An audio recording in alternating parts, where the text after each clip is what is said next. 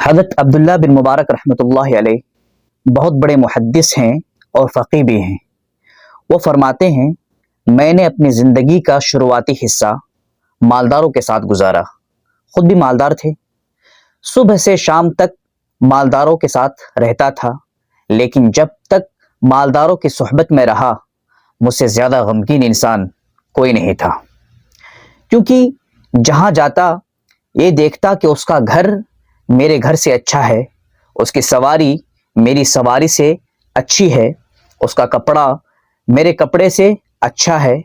ان چیزوں کو دیکھ کر میرے دل میں کڑھن پیدا ہوتی تھی کہ مجھے تو نہیں ملا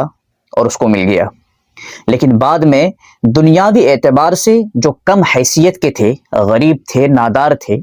ان کی صحبت اختیار کی اور ان کے ساتھ اٹھنے بیٹھنے لگا تو فرماتے ہیں فاسترحت، یعنی میں راحت میں آ گیا، سکون مل گیا، اس واسطے کہ جس کو بھی دیکھتا ہوں تو معلوم ہوتا ہے کہ میں تو بہت خوشحال ہوں، بہت خوشحال ہوں۔ میرا کھانا اس کے کھانے سے اچھا، میرا کپڑا اس کے کپڑے سے اچھا، میرا گھر، میری سواری، ہر چیز بہتر ہے، تو الحمدللہ میں راحت میں ہوں۔ تو دنیاوی اعتبار سے اپنے سے اونچے دیکھو گے تو کبھی سکون میں نہیں رہو گے۔ نبی کریم صلی اللہ علیہ وسلم کا فرمان ہے، لو ان لابن آدم وادیا من ذہب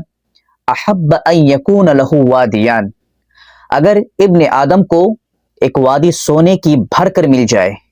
تو یہ چاہے گا کہ 2 وادیاں مل جائیں، اور جب 2 مل جائیں گی تو چاہے گا 3 مل جائیں، اور اسی طرح پوری زندگی اسی دوڑ میں خرچ ہو جائے گی اور کبھی سکون کی منزل پر نہیں پہنچ پائے گا۔